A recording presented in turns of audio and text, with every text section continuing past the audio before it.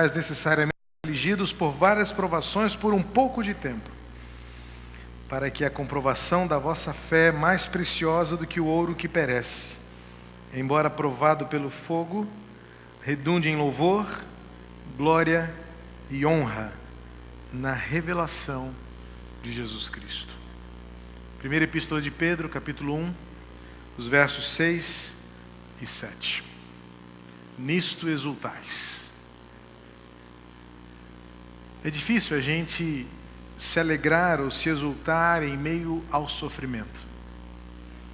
Mas é claro que Pedro e nenhum outro apóstolo tinha um sentimento de autocomiseração ou de masoquismo, de sentir-se feliz por sofrer, mas encontrar motivos de alegrar-se enquanto enfrenta o sofrimento.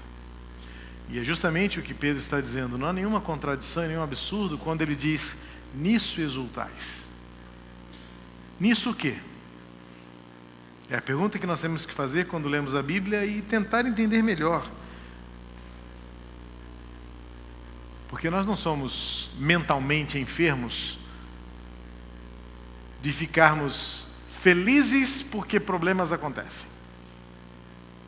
Mas o texto nos diz que Pedro pode exultar no meio da prova, porque ele diz nos versículos anteriores: há uma herança que não perece, que não se contamina e não se altera, porque somos protegidos pelo poder de Deus, mediante a fé, para a salvação preparada para se revelar no último tempo. Linda a figura que o Rick compartilhou conosco, de quando soubermos que chegamos ao final, Ele estará para nos receber e dizer: é aqui que começa de novo, a eternidade. E então é quando Pedro vai dizer: nisso exultais. E ele faz duas referências em relação à nossa humanidade. Primeiro ele fala sobre a aflição. Ele diz: agora sejamos afligidos. E ele usa a expressão necessariamente. Por quê? Porque somos carne e osso. Somos gente. Gente machuca, gente se machuca. Gente se ofende e gente ofende. Muitas vezes, gente adoece e gente faz adoecer. E Pedro então vai tratar aqui da questão da esperança no meio da aflição.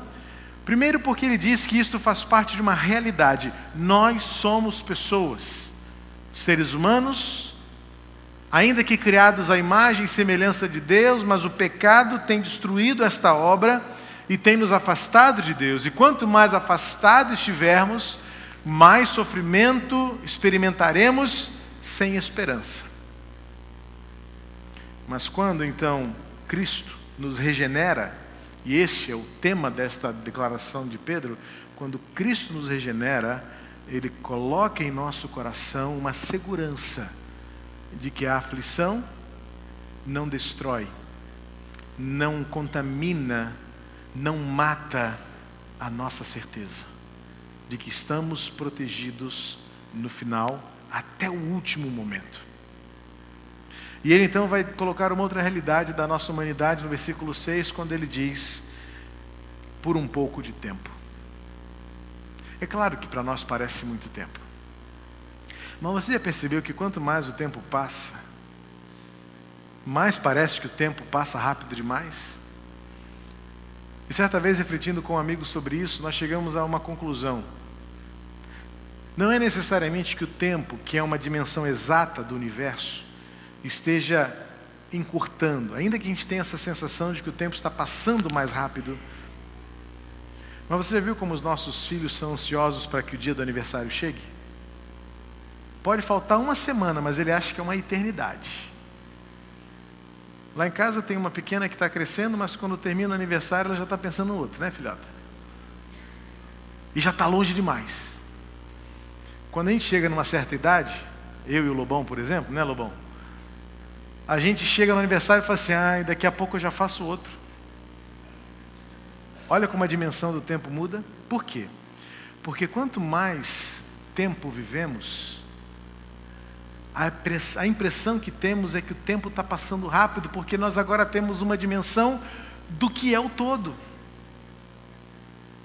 Isso nos faz entender por que Pedro consegue dizer que a nossa aflição é por um pouco de tempo. Porque ele já tinha os olhos na eternidade. E se você conseguisse esticar uma linha inteira para representar a eternidade, se você conseguisse, você veria tão longa, tão extensa, quão infinita ela é. E aí você pega um pedacinho dessa corda e fala assim: essa é a minha vida longa. A gente não tem noção do que é o tempo. A gente não tem noção do que é a eternidade. E é por isso que Pedro consegue dizer com tanta segurança: gente, é um pouco de tempo só. Porque ele tem os olhos na eternidade.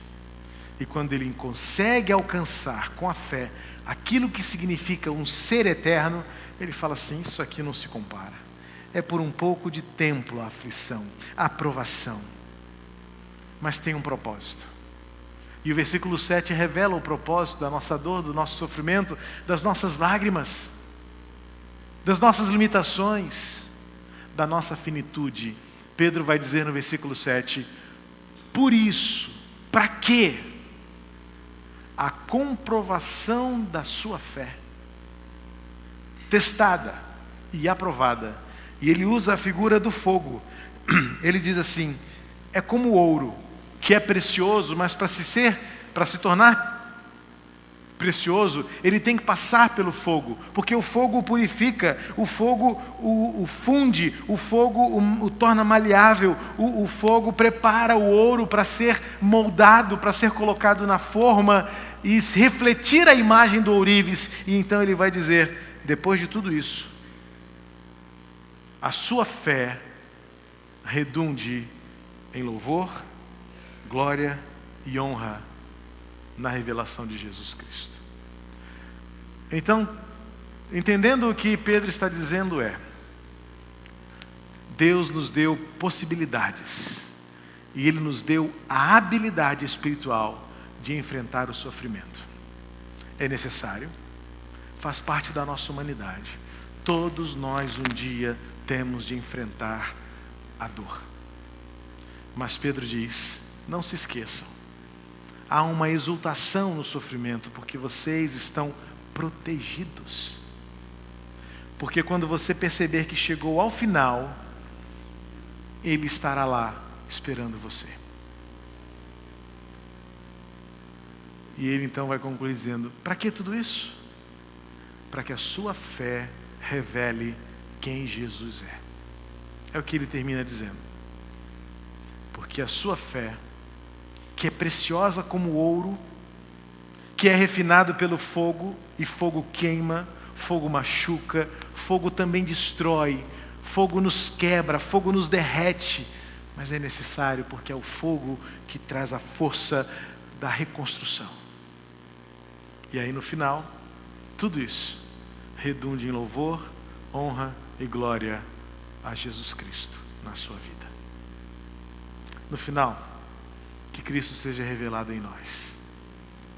Que Cristo seja visto em nós. Como diz o antigo hino, mas tão atual: mais de Cristo. Mais de Cristo.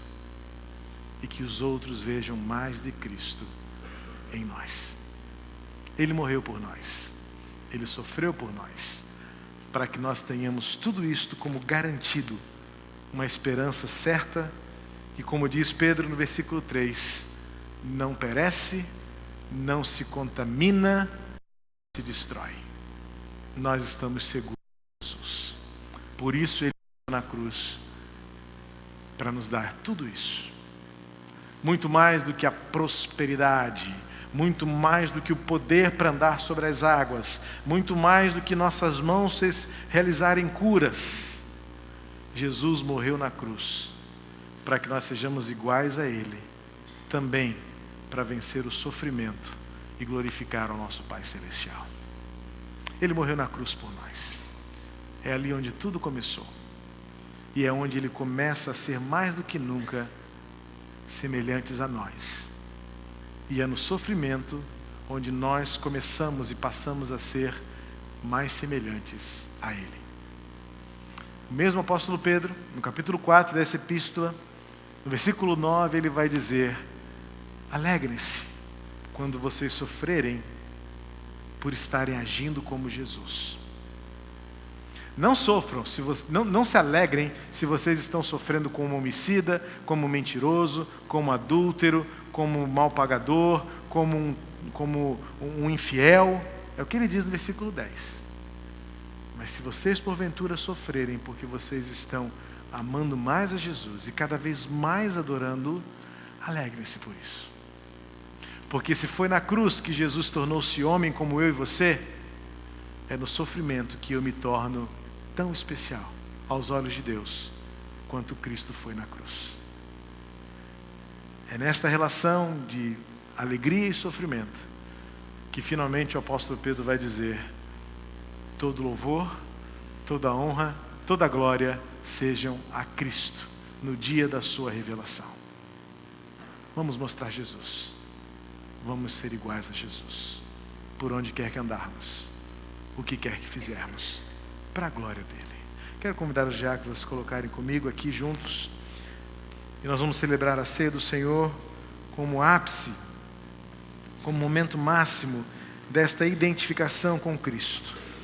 Quando nós, lavados e remidos pelo sangue do Cordeiro, batizados em nome do Pai, do Filho e do Espírito Santo, em comunhão com a sua igreja local, em comunhão com Cristo Senhor, examinando-se a si mesmo e reconhecendo o pão e o cálice como sendo o memorial do que Cristo fez por você, convido você a sentar-se à mesa conosco, para celebrar conosco a salvação, a redenção, a absoluta garantia de que estamos guardados e protegidos pelo Senhor, aconteça o que acontecer.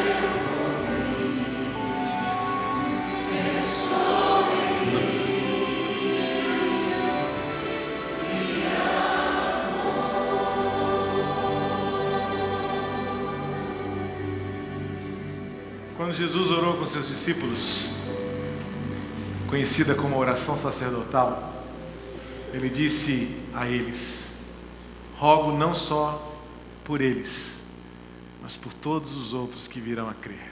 Então, por isso é verdade, ele pensou em mim. Ele já sabia desse dia maravilhoso em que nós estamos reunidos aqui.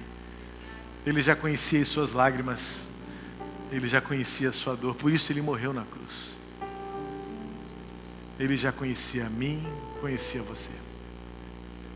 Por isso faz tudo tanto sentido. Graças ao Senhor, porque Ele morreu na cruz. Um corpo foi pregado, um sangue foi derramado, para que tudo isso fosse possível. Você já parou para pensar que se não houvesse uma cruz no meio da história, nada disso aconteceria? Nós não estaríamos aqui. Eu não teria esperança. Nós não teríamos o verdadeiro amor que Deus nos deu para darmos uns aos outros. A graça com que fomos acolhidos é a graça com que devemos acolher. O perdão que recebemos é o perdão que devemos liberar. A misericórdia com que fomos tratados é a misericórdia com que devemos agir. Por isso, um sangue, um corpo foi derramado na cruz. Para que aquilo que parece ser tão impróprio, aquilo que parece ser tão distante de nós, e aquilo que quantas vezes é tão irracional, tão ilógico, se torne possível e real, quando estamos mergulhados em Deus. Essa semana eu li uma parábola que dizia que alguém perguntou a um sábio, mestre cristão, dizendo: mestre, como posso fazer para me encher-me do Espírito Santo? Ele disse que ele deu uma peneira a este jovem e disse: vai lá no rio e traga água para mim.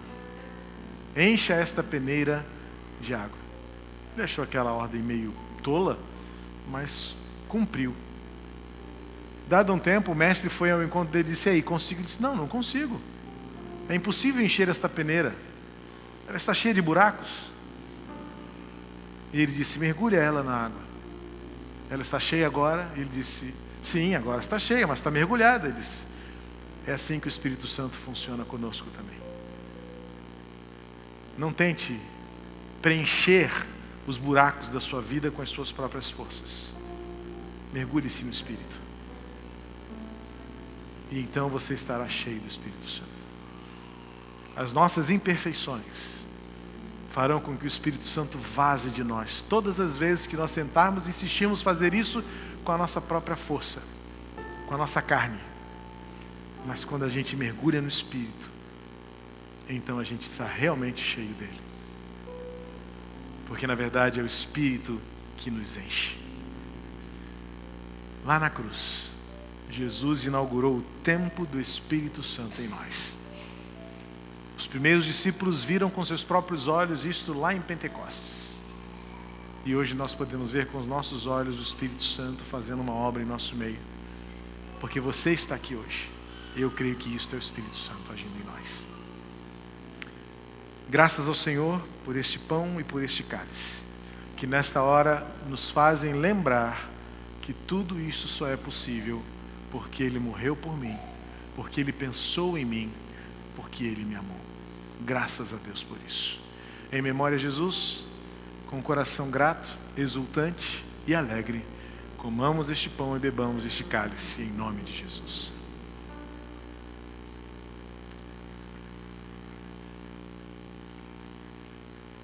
Pai querido, obrigado, Senhor, por tudo que nós vimos, por tudo que ouvimos, por tudo que dizemos. Que tudo tenha alegrado o teu coração.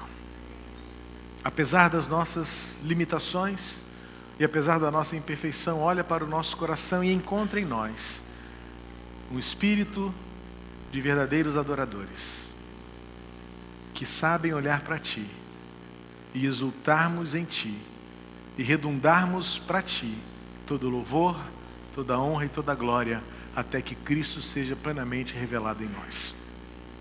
Obrigado, Senhor, porque tudo isso só é possível pelo poder que há no nome de Jesus.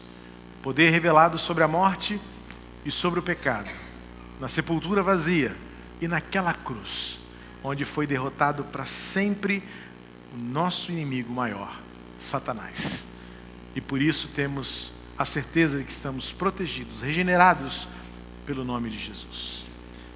E é nesse nome que queremos viver uma vida nova, como novas criaturas, como novos filhos teus, dando honra, louvor e glória ao teu nome enquanto vivemos. Recebe, portanto, este culto em nome de Jesus. Amém. Vamos ficar de pé e vamos louvar ao Senhor, declarando que a alegria que temos é porque o poder de Deus se manifesta em nós.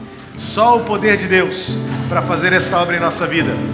Nova criatura sou, sim, eu sou. Glórias ao Senhor por isso, em nome de Jesus. Sofrer